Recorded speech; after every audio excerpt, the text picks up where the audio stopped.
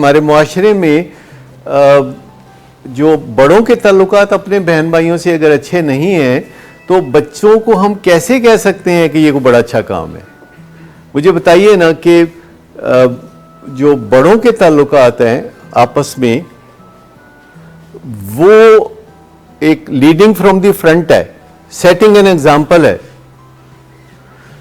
اور یہ سے بڑا فرق پڑتا ہے۔ میں آپ کو ایک پرسنل ایگزامپل دیتا ہوں۔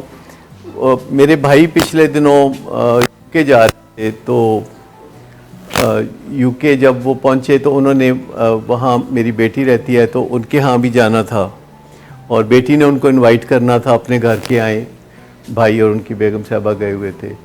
تو جانے سے پہلے میری ان کے ساتھ تھوڑی سی ناراضگی تھی، اور وہ ان کی طرف سے تھی، میری طرف سے نہیں تھی۔ کوئی کسی میٹر پہ کوئی ناراضگی تھی، لیکن رخصت کرتے ہوئے اسی طرح میں نے ان کو گلے لگا کے ہی رخصت کیا تھا۔ تو میری بیٹی کو ان کے بہن بھائیوں میں سے کسی نے یہ بات بتا دی کہ ناراضگی ہوئی تھی، تو وہ مجھے فون کر کے پہلا کیا پوچھتی ہے کہ اب میں ان کو بلاؤں گا؟ تو میں نے بڑی تفصیل سے ان کو سمجھایا۔ میں نے کہا دیکھو، آپ کا ان کے ساتھ براہ راست رشتہ ہے، وہ آپ کے چچا ہیں، اور irrespective آف دی فیکٹ کہ میرے ساتھ ان کی ناراضگی ہے یا کیسی بات ہے یا کوئی تلخی ہے، آپ کے تو چچا ہی رہیں گے۔ آپ نے کبھی بھی ایسا نہیں سوچنا، اور پہلے اگر آپ کا 90% خیال تھا بلانے کا، تو اب اس کو 110% پہ لے جائیں۔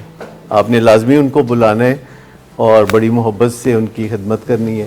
تو یہ سکھانے سے بھی ہوتا ہے، کیونکہ بہن بھائیوں کی آپس میں تھوڑی بہت ناراضگی تو ہو ہی سکتی ہے، اور وہ سب کی ہوتی ہے، لیکن کبھی بھی یہ فکرہ نہیں بولنا چاہیے کہ ساڑی تاڑی مک گئی۔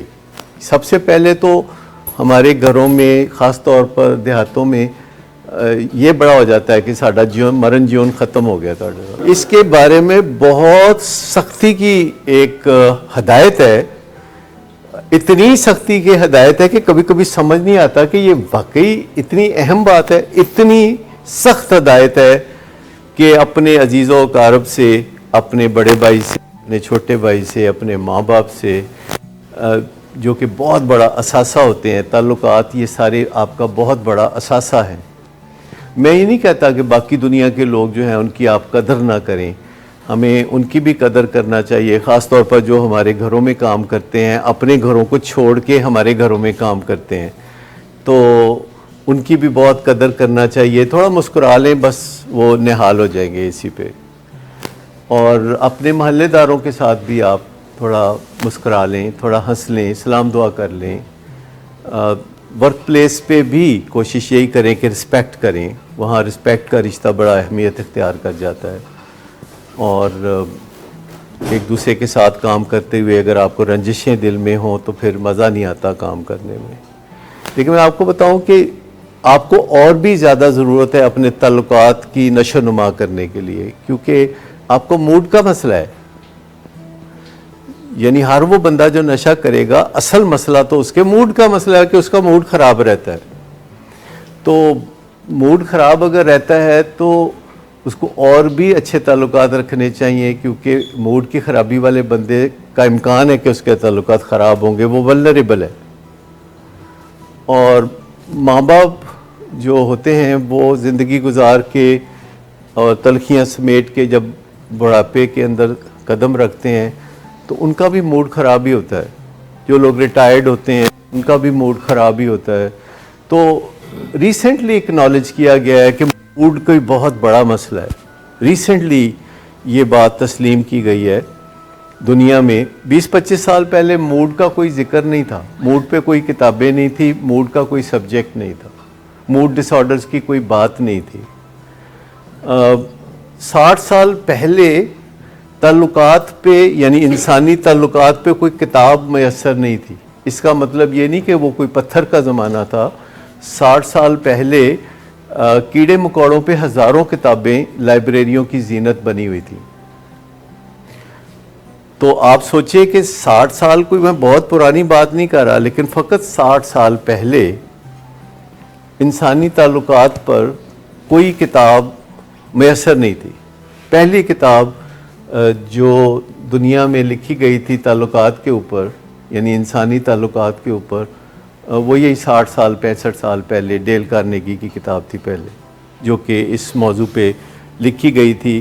اور اس سے پہلے انہوں نے لائبریریوں کی خاک چھانی تھی کہ شاید مجھے تعلقات پہ کوئی اچھی کتاب مل جائے، لیکن جب انہیں اچھی کتاب کوئی نہیں ملی تو انہوں نے ایک کتاب لکھنے کا فیصلہ کیا ڈیل کارنیگی نے، اور دنیا میں ایک بہت بڑے تبدیلی کے علمبردار بنے ڈیل کارنیگی.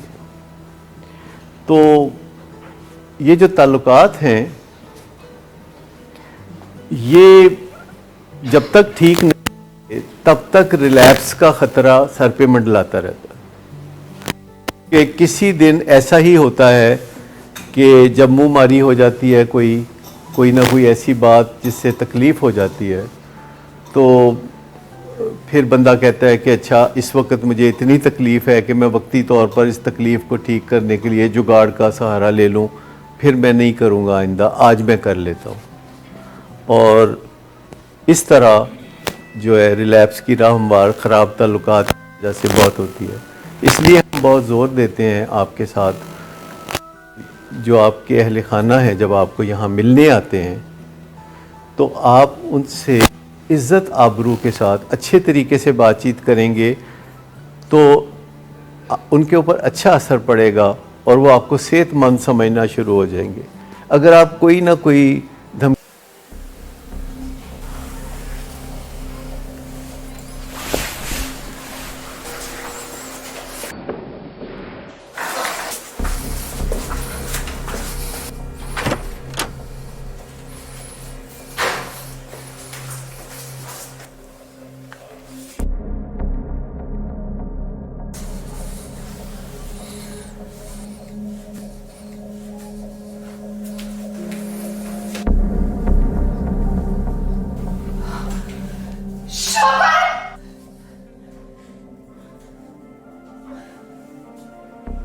شراب نوشی کی وجہ کردار کی خرابی نہیں، موڈ کی خرابی ہے. شراب نوشی کبھی بھی نشے کی بیماری میں بدل سکتی ہے. نشے کی بیماری ہر سٹیج پر قابل علاج ہے. مدد حاصل کیجیے کیونکہ وہ ایسا نہیں کرے گا. ولنگ ویز سے مدد حاصل کیجیے، کہیں سے بھی مدد حاصل کیجیے، لیکن فوری مدد حاصل کیجیے. جس معجزے کے انتظار میں آپ نے بہت دیر کر دی اب وہ دستک دے رہا ہے. مدد حاصل کیجیے، مدد حاصل کیجیے، مدد حاصل کیجیے.